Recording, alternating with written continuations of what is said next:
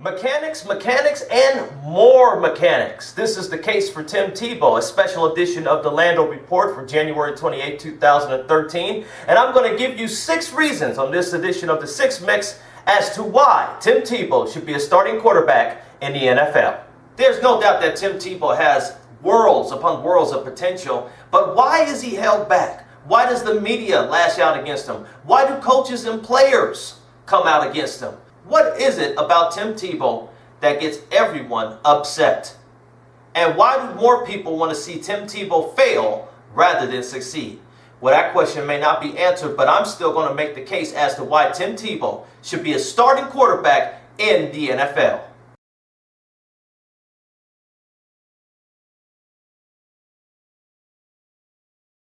So if you look at the college career of Tim Tebow, it's almost like a dream if you really look at what he did and what he was able to accomplish at the University of Florida. I'm talking about national championships. I'm talking about in his sophomore year winning the Heisman Trophy and then being a Heisman Trophy finalist in his junior and senior seasons, and all sorts of awards and honors that he got while he was at the University of Florida. Also, he is, if you check this out, he is the only sophomore ever to win the Heisman Trophy, the Sullivan Award, the Davy O'Brien Award, and the Maxwell Award. The only player in NCAA history to rush and pass for at least 20 touchdowns in a season. He's the first sophomore in University of Florida history to be named an All-American. That was back in 2007. The first University of Florida quarterback to be named an All-American since Rex Grossman in 2001.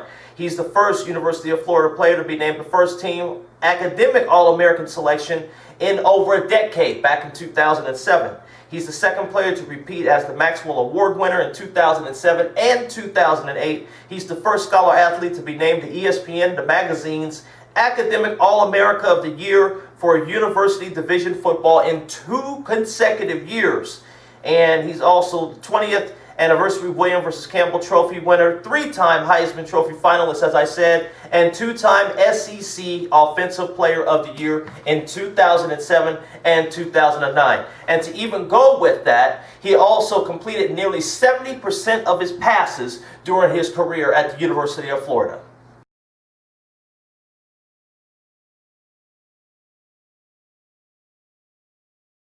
People like Tim Tebow. Yes, he's a likable guy. He not only is a great football player, but he's also a great ambassador for the game of football. He does lots of things such as community service and has other outreaches outside of the game of football, and he's just a great human being. And sometimes when you tend to be a great human being and you tend to be popular not only because of what you do on the field and you have the college background, but you also are just popular just because of your personality, when you move from one level to the next, people tend to want to test you. People tend to want to make you have to prove yourself and undergo things that they wouldn't put any other player through. But you all of a sudden have to prove yourself because there may be jealousy involved. There may be the type of attitude, well, what has he done to be able to earn this type of following? But you know what? He doesn't have such a following just because he's a good football player. He has such a following because he's a good guy. For people who come from a Christian background, as myself, when you see a fellow Christian like that out there that's able to carry himself well, that plays hard, and he also is a good ambassador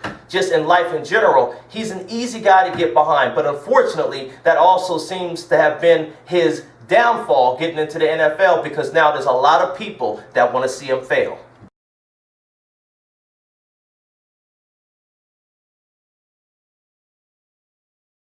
I bring up John Elway. Yes, NFL legendary quarterback John Elway. The same one who's making the decisions in the front office for the Denver Broncos right now. The same John Elway that won 2 Super Bowls in the 90s and that people would put on their top 10 list of greatest quarterbacks of all time. Well, you know what happened when John Elway first came into the NFL back in 1983? I want to read some stats for you. This is John Elway. In 11 games as a rookie for the Denver Broncos in 1983, John Elway was 123 for 259 for a passing completion percentage of 47.5%.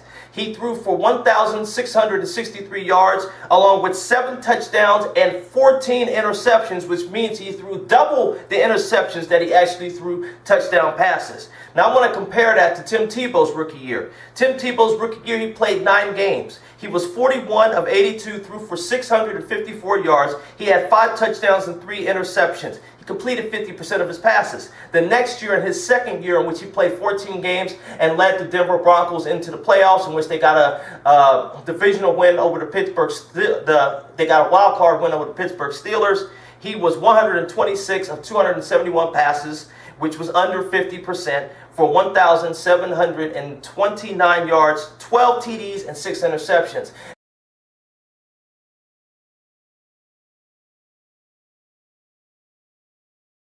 New York Giants quarterback Eli Manning. Eli Manning, we know him right now as a guy who has won 2 Super Bowls. We know him as one of the elite quarterbacks in the NFL. But when he first came into the NFL, do we even remember the statistics that he had back in 2004 as a rookie quarterback on the New York Giants? Just like John Elway, he failed to even complete 50% of his passes. Let's check out his numbers.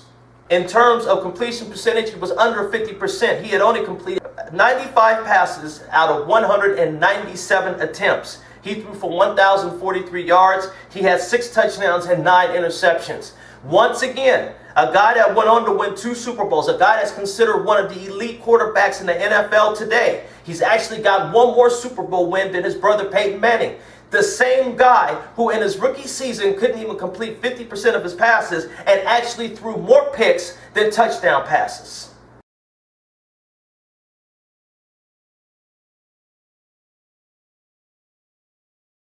Which brings us to reason number 6 of the 6 mix, which is the New York Jets debacle.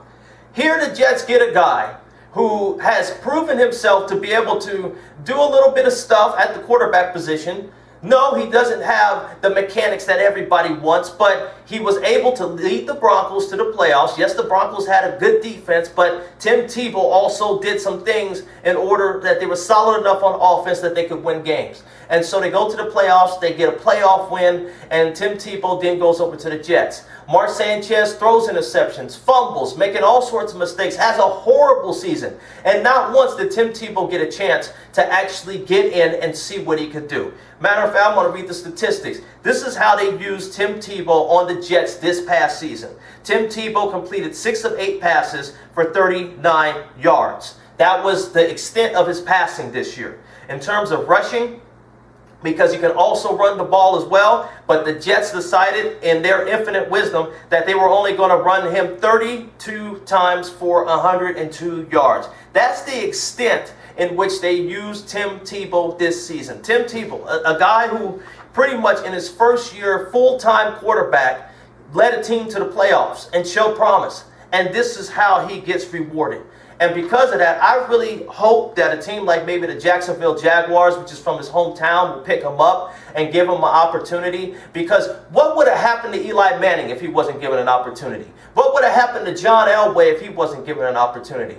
Tim Tebow, for whatever reason, whether it's just that the media and coaches and players and even analysts such as Merrill Hodge, they want to drink a big cup of Haterade or Dr. Hater, and they want to talk about how horrible Tim Tebow is. What shocked me all season long was that as horrible as Mark Sanchez was playing, and I'm a USC guy, so you know what, I like Mark Sanchez, but he should have stayed in college, and he should have got a little bit more experience at the college level before going to the pros. But Mark Sanchez had a horrible season. And I'm listening to the analysts, the guys that are supposed to know the game of football the best, telling us that even as horrible as Mark Sanchez is doing, because his mechanics are good, he's somehow better than Tim Tebow. It's a lie. It's a crock. It does not fly. And I hope that there's a team out there that will give Tim Tebow a chance, because I think this guy has potential, and I think this guy could be a winner for whatever team that he's playing for. Thank you so much for listening to this and watching this edition of the Lando Report. Be sure to join us on Tuesday night for the SportsandBounds.com show. This is Lando Riggs. I'm out.